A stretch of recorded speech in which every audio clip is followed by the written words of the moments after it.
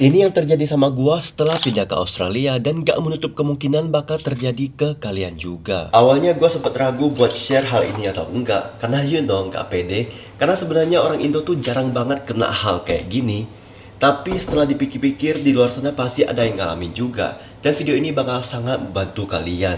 Oke, downside atau kekurangan pindah ke Australia yang gua gak pernah sangka impactnya akan segede ini, yaitu autoimun gua tambah parah. Tuh, ini namanya eczema guys. Nah, punya gua, eczemanya nggak pernah ke muka, jadi cuma di badan aja. Tangan,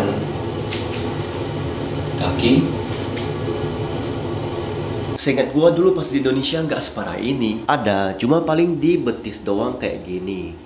Nah, pas pindah ke sini tuh baru tuh merembet ke satu badan. Jujur awal-awal minder sih gua pas pakai kaos atau celana pendek gitu. Tapi gua belajar buat bodo amat, yang penting gua udah jaga kulit gua sebisanya karena hidup juga harus terus jalan ya kan. Syarat juga buat pacar gua yang pasti nonton video ini karena dia tuh selalu ngingetin buat pede dan gak pernah ngerasa ilfeel atau jijik. Lucunya pas mau bikin video ini malah kelihatan gak begitu parah, padahal baru seminggu lalu tiap hari hujan dan dingin banget. Tuh flare up-nya lagi parah-parahnya guys. Satu badan gatal dan merah kayak gini semua. Sekarang cuacanya udah mulai enak, udah masuk musim semi juga. Ditambah gue juga pakai satu krim yang cocok banget sama kulit gua. Jadi dipakai 1-2 kali flare-nya langsung jauh lebih mending. Buat krimnya ada di kabar gua, sabar ya. Nanti gua bakal tunjukin dan bahas lebih detail lagi. Oh, by the way guys, gue bakal bikin channel ini jadi channel paling terkonsep yang bahas soal anak rantau di Sydney, Australia. Jadi kalau mau support, boleh banget di like video ini dan subscribe. Karena kedepannya gue bakal bikin lebih banyak video lagi soal kehidupan anak rantau. Mulai dari cara dapat kerja, bawa kalian ke tempat-tempat yang seru, dan masih banyak lagi. Pokoknya gue bakal usahain konsepnya rapi dan seru biar kalian juga enak nontonnya. Jadi buat kalian yang udah like dan subscribe, makasih banget buat supportnya. Terus autoimun ini juga bikin kulit kepala gue ikutan kering, jadi saljunya tuh banyak banget.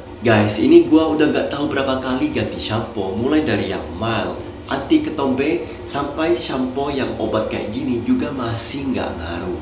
Gua pindah ke Australia kan udah 3 tahun ya. Jadi udah 3 tahun gua gak pernah dapat feeling kulit yang benar-benar nyaman dan bersih gitu. Selalu aja ada bekas kayak gini. Cuman ya udahlah. Gua bisa aja salah, tapi ini menurut gua kenapa pindah ke Australia malah memperparah autoimun gua. Eczema tuh kan basically kulit sensitif ya, dan di sini cuacanya kering banget. Jadi kulit gampang pecah, gatal, apalagi kalau masuk musim dingin. Weh, siap-siap aja, autoimun bakal merajalela. Sekarang juga kerjaan gua tuh barista, dan orang Aussie tuh emang beda guys. Subuh-subuh aja udah pada cari kopi, jadi cafe gua harus ikut buka lebih awal, dan gua harus bangun lebih awal lagi. Otomatis tidur gua nggak cukup. Dan terakhir, stres guys. Iya, lucunya yang punya autoimun gak boleh stres, padahal lihat badan sendiri udah bikin stres duluan. Kayak apa sih? Kenapa badan gue beda sendiri kayak gini? Oh ya, sekalian gue mau lurusin mitos nih. Eczema tuh autoimun ya, bukan jamur, panu, virus, atau penyakit menular. Jadi tenang aja teman lu yang eczema gak perlu dijauhin. Tapi buat kalian yang belum ada, bisa aja muncul tiba-tiba gara-gara perubahan lifestyle atau iklim, apalagi sampai pindah negara. Ada kenalan gua di kerjaan yang dulunya oke-oke aja, tapi masuk tahun kedua di sini malah kena autoimun. Kenapa nggak ke dokter bro? Dokter di Australia kan bagus-bagus. Iya sih, ini gua cerita aja deh pengalaman gua ke dokter kulit gitu. Jadi buat ketemu dokter kulitnya harus ke GP atau dokter umum dulu. Nah setelah itu baru bisa di-link ke dermatologis atau dokter kulit gitu. Nah gua ketemu 2-3 kali dikasih obat dan disuruh ini itu, tetap gak sembuh juga. Pertemuan keempat baru diambil kulit gua dan dimasukin ke laboratorium buat dicek. Nih gua masih ada foto bekas jahitannya. Nah hasil yang keluar dari lab tuh emang psoriasis atau eczema. Bayangin sekali ketemu tuh harus bayar $250 atau 2,5 juta. Dan gua ketemu dia 5 kali, jadi total gua ngabisin udah 12 jutaan. Setelah tahu itu eczema, solusi dari dia tuh cuma steroid cream. Setelah itu gua pergilah ke apotek terdekat buat beli krim yang dari resep atau prescription dari dia. Pakai krimnya bagus sih, bisa bikin flare up-nya hilang. Tapi tahu nggak, resep itu cuma bisa dipakai 3 kali. Setelah itu gua harus book appointment buat ketemu ketemu dokter itu dan minta resep itu lagi. Gue mikir wah nggak betul nih keluar duit kayak gini terus. Ya udah dong, gue langsung nggak mau balik lagi. Lagian steroid cream tuh juga nggak bagus guys. Makin sering dipakai bakal makin ketergantungan dan eksmanya bakal makin kuat. Jadi perlu krim yang lebih kuat lagi. Oh ya, ini krim yang gue janji tadi bakal tunjukin. Ini juga steroid cream tapi gue bener-bener batasin pas flare up-nya beneran parah. Dan gue cuma pakai 1-2 malam. Setelah itu gue off beberapa minggu. Krim ini bukan endorse ya. Kalau kalian mau beli bisa aja ke Chemist Warehouse dan tunjukin screenshot ini. Oh ya, krim ini juga nggak ada di shelf, jadi harus ke counter dan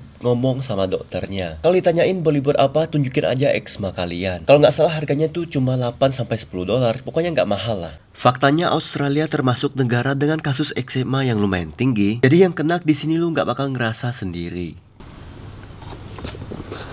Fakta lagi, eksma tuh seumur hidup, nggak bisa beneran hilang total, tapi bisa banget dikontrol biar jarang kambuh. Ini beberapa hal lain yang gue lakuin buat cegah eksma gue makin parah. Selalu pakai body wash yang sensitif dan moisturizer tiap malam. Deterjen baju gue juga pakai yang sensitif. Buat vitamin, gue minum vitamin D3 plus K2, zinc, multivitamin, dan cod liver oil. Gua juga lagi usahain makan lebih banyak kimchi karena katanya sayuran fermentasi tuh bagus buat eksma. Mandi selalu pakai air dingin, rutin konsumsi Greek yogurt yang gak ada rasanya kayak gini, dan gua juga baru mulai minum probiotik ini yang katanya bagus buat eksma setiap pagi pas perut kosong. Katanya sih bakal kelihatan hasil pas minggu ke-3 atau ke-4 gitulah. Jadi ya gitu aja sih bahas eksmanya. Sisi positif punya autoimun tuh jadi lebih aware sama diri sendiri, mulai dari jaga pola makan, kebersihan, dan lebih peduli sama kesehatan mental juga. Soalnya ingat, gak boleh stres guys. Ya walaupun nyebelin ada juga lah hikmahnya. Kalau kalian punya tips atau pengalaman autoimun juga, tulis di komen biar kita bisa saling bantu.